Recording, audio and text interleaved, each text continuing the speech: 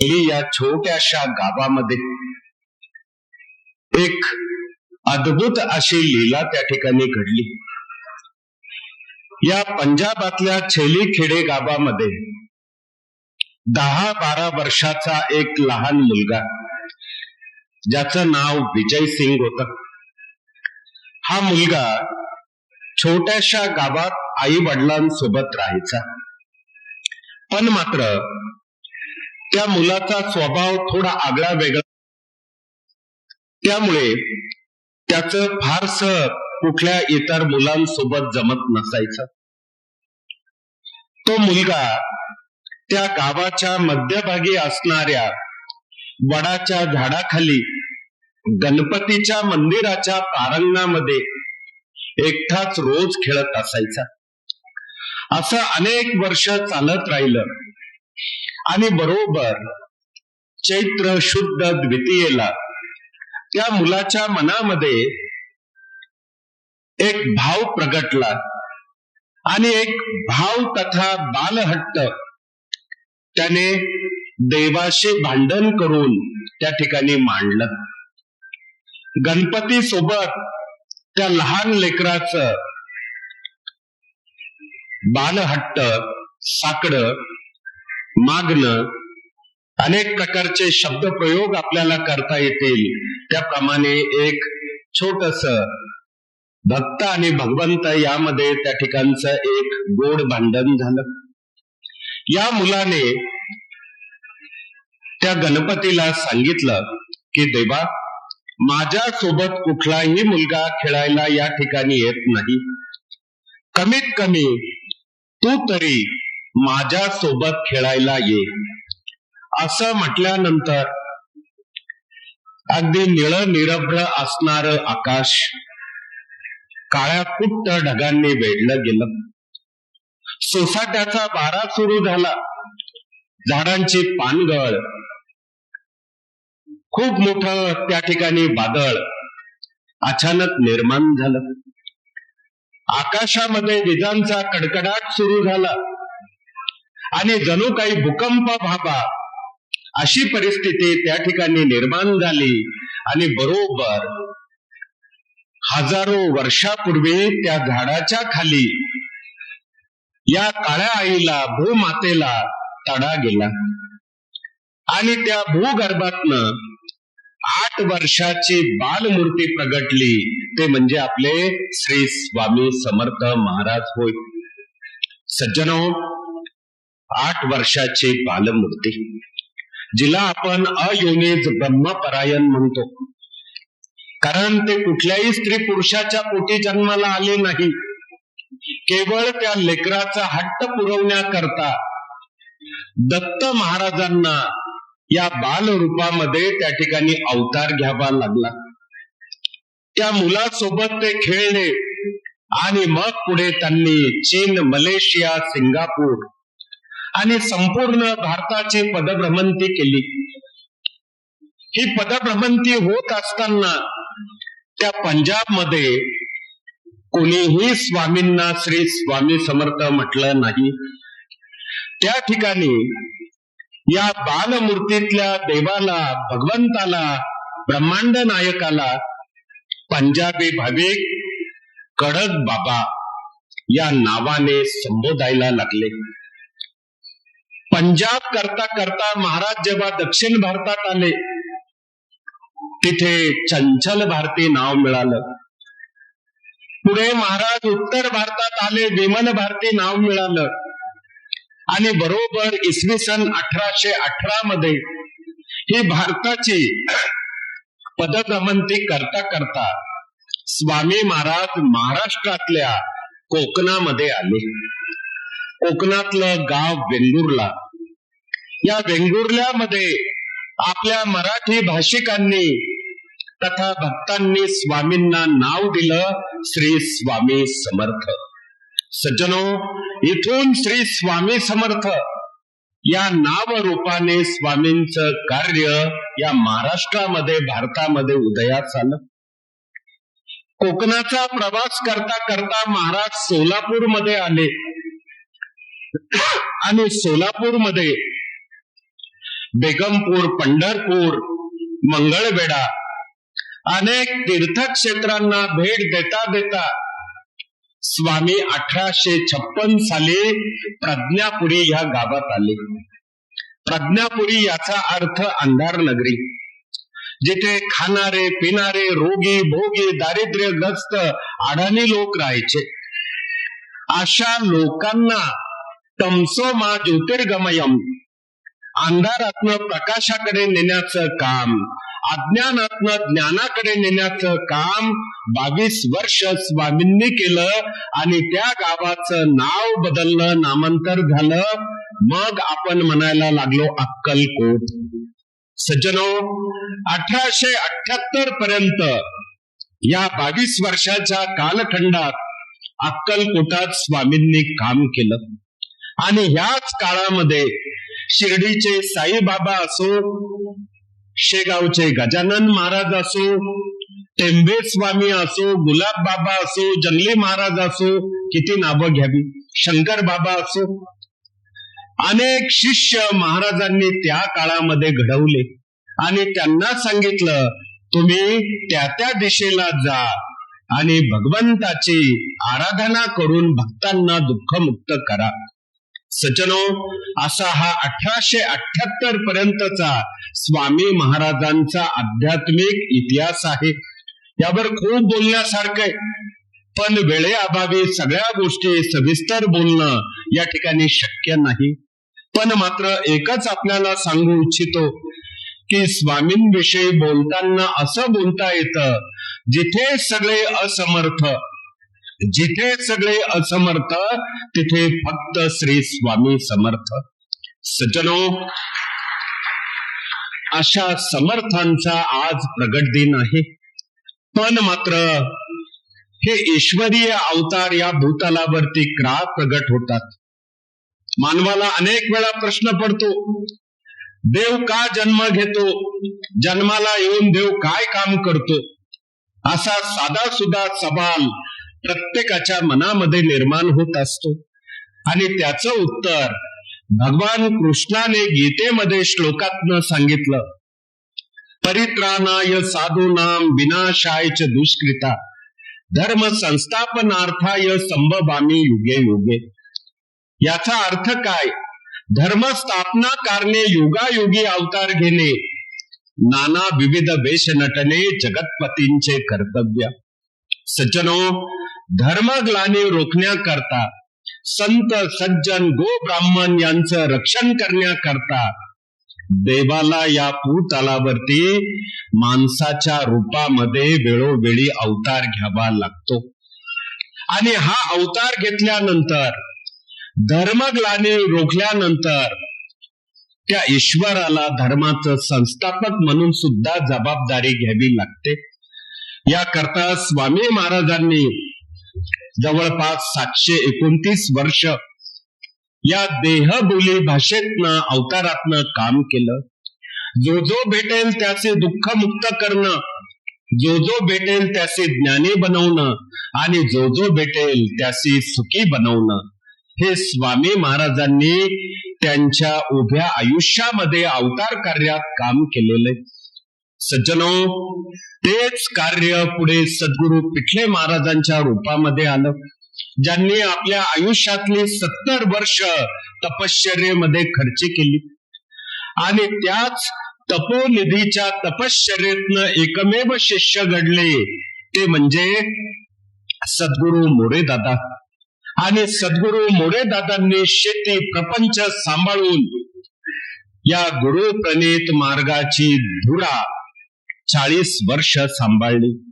खऱ्या अर्थाने या स्वामी केंद्राची, स्वामी मार्गाची पायाभरणी याच नाशिक जिल्ह्यातल्या दिंडोरी गावातनं सद्गुरु मोरेदादांनी केलेली आहे. 1988 पर्यंत मोरेदादांनी काम केलं आणि मग पुढे ही जबाबदारी आली आपल्या परमपूज्य गुरुमाऊलींकडे. आज जवळपास 40 वर्ष पायाला भिंगरी बांधून आपले गुरु रोज 18 तास मानवाच्या दुःख हरणाकरता काम करतायत. रुपयाची अपेक्षा नाही, दाढी नाही, जटा नाही, पायात कुठलं खडाबा नाही, कुठलंही भगव वस्त्र नाही, प्रपंच कराबा नेटका आणि त्यातनं परमार्थ साधाबा. या उक्तीप्रमाणे परमपूज्य गुरु माऊली आज गेली 40 वर्ष अविरतपणे काम करताय.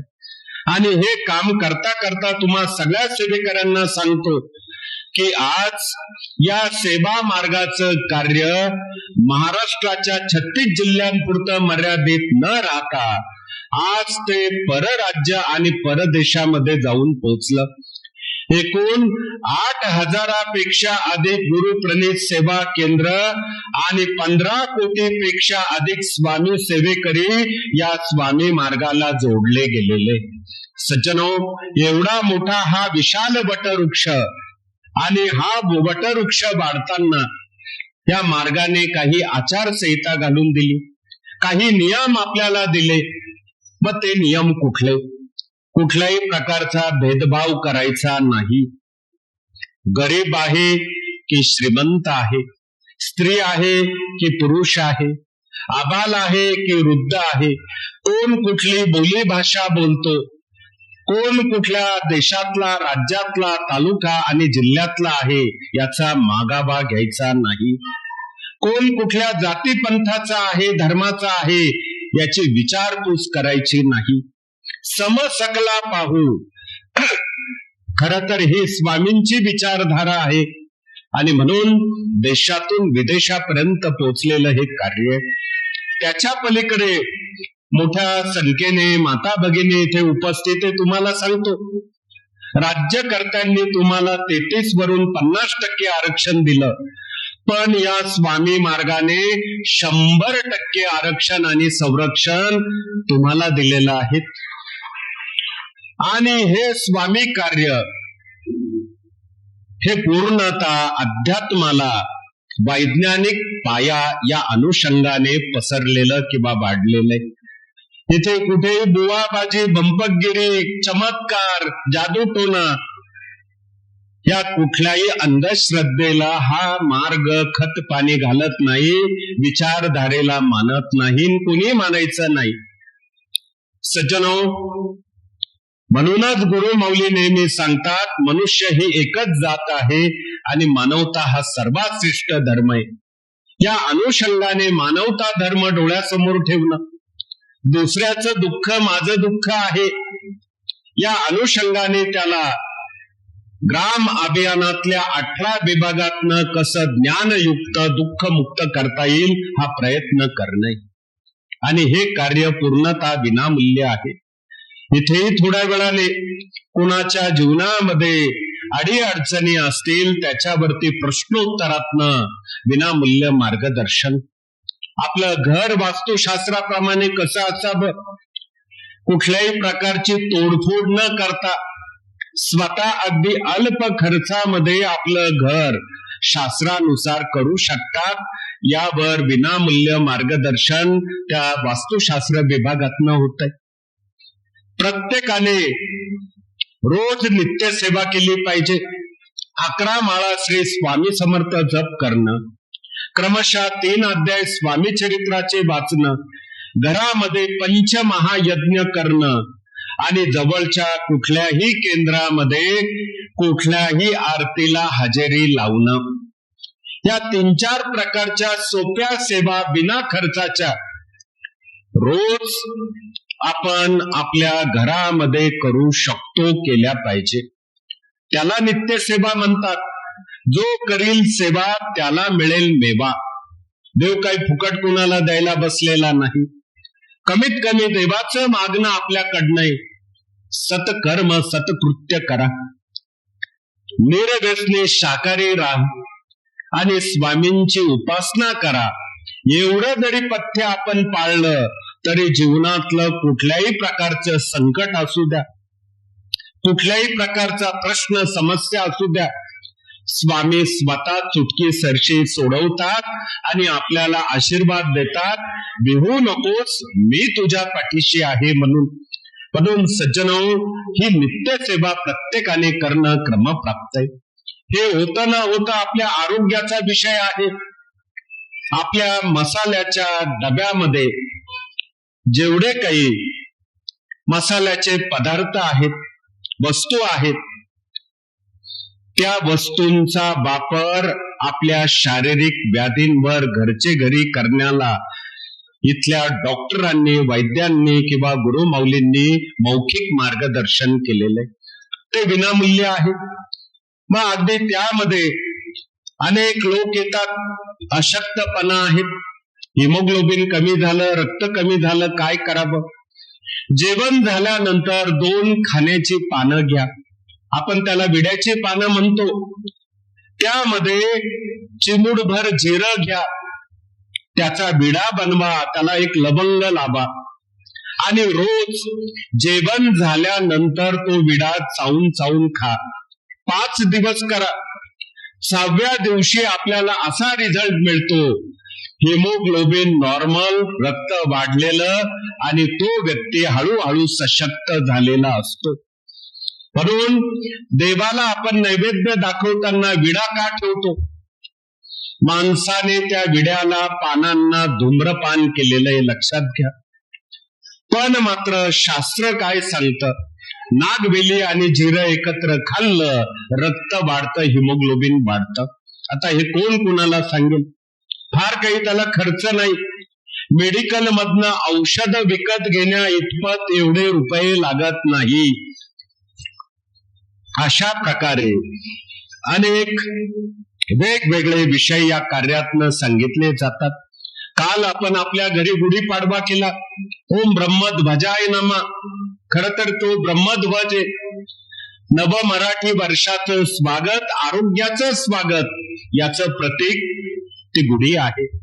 आणि या गुढीला आपण उभारल्याखेरीज लगेच वाटीमध्ये गुळ असेल, जिरं असेल, त्यामध्ये धना असेल किंवा धन्याची पावडर, कडुलिंबाची 2-3 पानं असतील, हे सगळं मिश्रण आपण एकत्र करतो आणि घरातला प्रत्येक सदस्य गुढी उभारल्यानंतर तो प्रसाद ग्रहण करतो. मग हे आपल्या ऋषीमुनींनी का सांगितलं? तर त्याचं कारण आहे, उष्णता दिवसेंदिवस पुढे वाढत जाते. चैत्र प्रतिपदेपासनं उन्हाळा मोठ्या प्रमाणात वाढतो, उष्णता वाढते आणि शरीरात आपल्या वेगवेगळे आजार निर्माण होतात. मग त्यामध्ये तोंड येणं, कुणाला अल्सर, मूळ व्याधी सारखे प्रकार होणं, डोळ्यांची जळजळ होणं, हातापायांची जळजळ होणं, ऍसिडिटी वाढणं, पित्त आपण म्हणतो त्याला. त्यामुळे आपल्या पूर्वाचार्यांनी सांगितलं, हा गुढीला दाखवलेला नैवेद्य तुम्ही रोज पाऊस पडेपर्यंत थोडा थोडा खा, वरून पाणी प्या. आरोग्यम धनसंपदा सांगण्याचा हेतू एवढाच आहे की आपल्या हिंदू धर्म संस्कृतीमध्ये जेवढे सण, व्रत, सोहळे आपण साजरे करतो, त्या मागे सायन्स लपलेलं आहे. आणि हे सायन्स आता आपल्याला नव्या पिढ्यांना नव्या परिभाषेमध्ये समजून सांगणं क्रमप्राप्त आहे. अन्यथा कोणीही सण व्रत करणार नाही, देव धर्म कोणीही पाळणार नाही. म्हणून धर्मो रक्षती रक्षता, अनेक वेळा तुम्ही ऐकलं. धर्माचं रक्षण करणं सुद्धा आता आपलंच काम आहे, जेणेकरून धर्म आपलं रक्षण करेल. आणि त्याच्या पलीकडे ही धर्म संस्कृती जर वाढवायची असेल तर नव्या पिढ्यांवर संस्कार करणं काळाची गरज आहे. वयाच्या 5व्या वर्षापासून 18व्या वर्षापर्यंत आपण आपल्या मुला बाळांना संस्कार द्या. पहाटे उठणं, पंचगव्य स्नान करणं, कपडे घातल्यानंतर आई वडिलांच्या पायावर डोकं ठेवून दर्शन घेणं, आई वडिलांच्या पायाचं चरणतीर्थ रोज प्राशन करणं, यालाच आपल्या धर्म संस्कृतीमध्ये मातृदेव भव, पितृदेव भव असं म्हटलं जातं.